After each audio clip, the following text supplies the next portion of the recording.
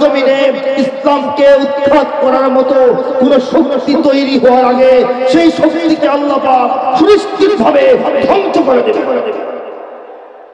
বাংলাদেশের 20 কোটি মুসলমান ইসলাম রক্ষার জন্য যে কোনো সংগ্রামে অবনীত হওয়ার জন্য, যে কোনো বিপ্লবে অবতীর্ণ হওয়ার জন্য, শাহাদাত বরণ করার জন্য সদা প্রস্তুত হয়ে আছে। ঠিক কিনা আপনারা বলেন? এদেশে আল্লাহু আকবারের সুরে সূর্য ওঠে, এদেশে আল্লাহু আকবারের সুরে সূর্য ডোবে, এদেশে আল্লাহু আকবারের সুরে সূর্য ওঠে, এদেশে আল্লাহু আকবারের সুরে সূর্য ডোবে।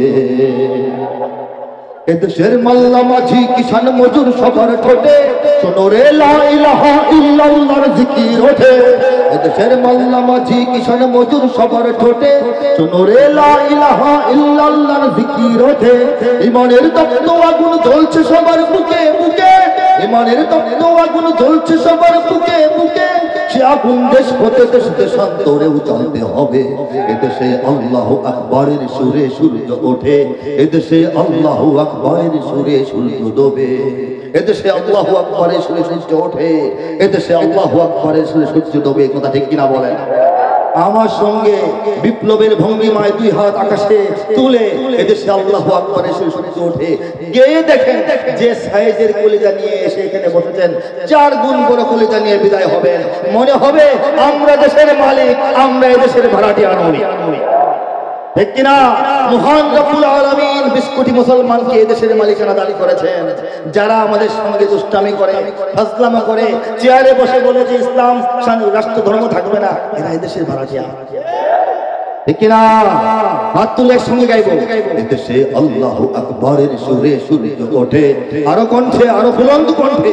এদেশে আল্লাহু আকবারের সুরে সূর্য ওঠে, এদেশে আল্লাহু আকবারের সুরে সূর্য ডোবে। এদেশের পথে ঘাটে, এদেশের বাজার হাটে,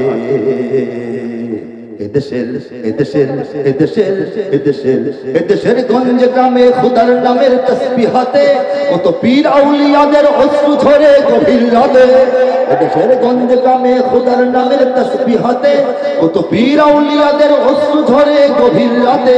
এদেশের সন্তানেরা বক্তব্যে যায় কুরআন বুকে, এদেশের সন্তানেরা বক্তব্যে যায় কুরআন বুকে। সেদেশে আল কোরআনের শাসন কায়েম করতে হবে। এদেশে আল্লাহু আকবারের সুরে সূর্য ওঠে, এদেশে আল্লাহু আকবারের সুরে সূর্য ডোবে। এদেশের জলে স্থলে, এদেশের ফুল ফসলে,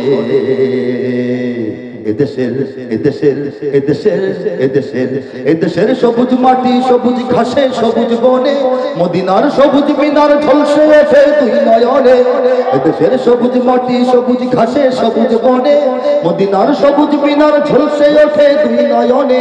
এদেশের শিকড় তো নয় দিল্লিতে বা ওয়াশিংটনে, এদেশের শিকড় তো নয় দিল্লিতে বা ওয়াশিংটনে, এদেশের শিকড় জানি ছড়িয়ে আছে দূর আরবে।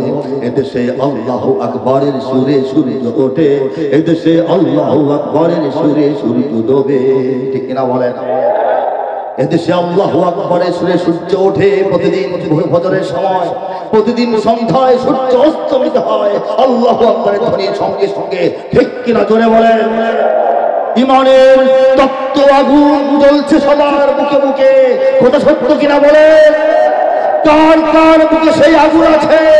দাঁড়িয়ে হাত তুলে তাকবীর দিয়ে ভারতকে দেখিয়ে দিন, আমেরিকাকে দেখিয়ে দিন, রাশিয়াকে দেখিয়ে দিন, চায়নাকে দেখিয়ে দিন, পৃথিবীর পরাশক্তিগুলোকে দেখিয়ে দিন।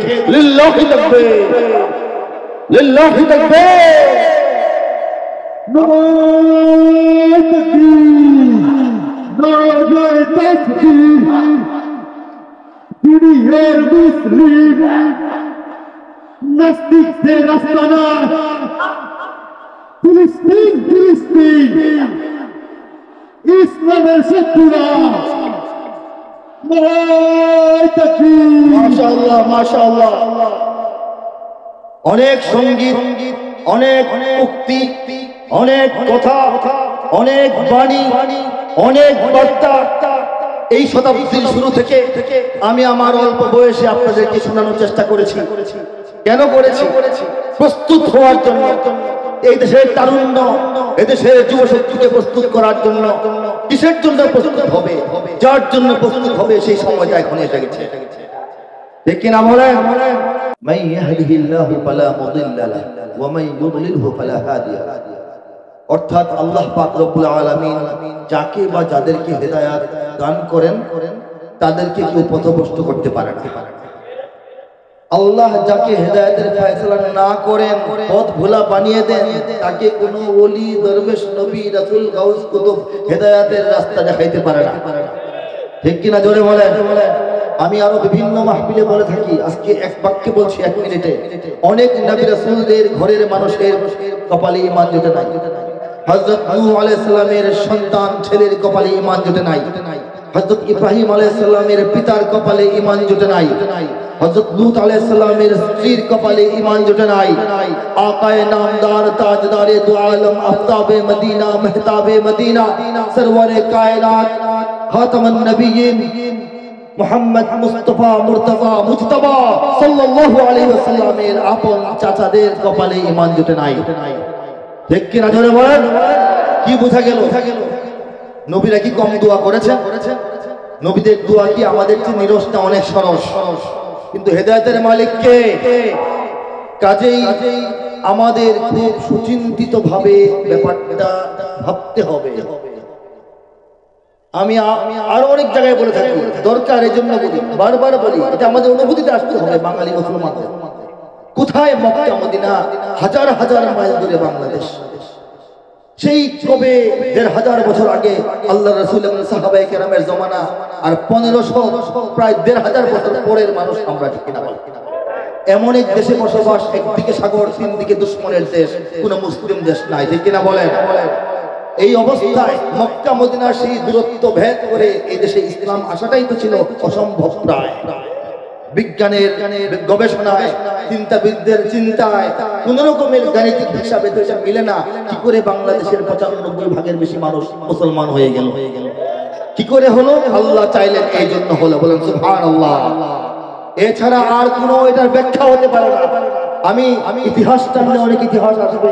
বাংলার জমিনে ইসলাম প্রথম প্রবেশ করেছে চট্টগ্রাম দিয়ে সাহাবায়ে কেরামের মাধ্যমে। বলেন সুবহানাল্লাহ। কখন? যখন নবীজি তখনও মক্কায় মদিনায় হিজরত করেন নাই। আবিসিনিয়ায় হিজরত করা কিছু সাহাবী বাংলার জমিনে ইসলাম এবং ঈমানের দাওয়াত নিয়ে চলে এসেছিলেন। আউলিয়ায়ে কেরাম এই ইসলামের গাছের গোড়ায় পানি ঢালতে ঢালতে আর চোখের পানি ঢেলেছেন, আর শুহাদা যারা শহীদ হয়েছেন তারা বুকের রক্ত ঢেলেছেন। এই আউলিয়ায়ে কেরামের চোখের পানি শহীদদের বুকের খুন ঢালতে ঢালতে বাংলাদেশের ইসলামের শিকড় এত গভীরে পতিত হয়েছে, এর বিস্তার এত বিস্তৃতি লাভ করেছে।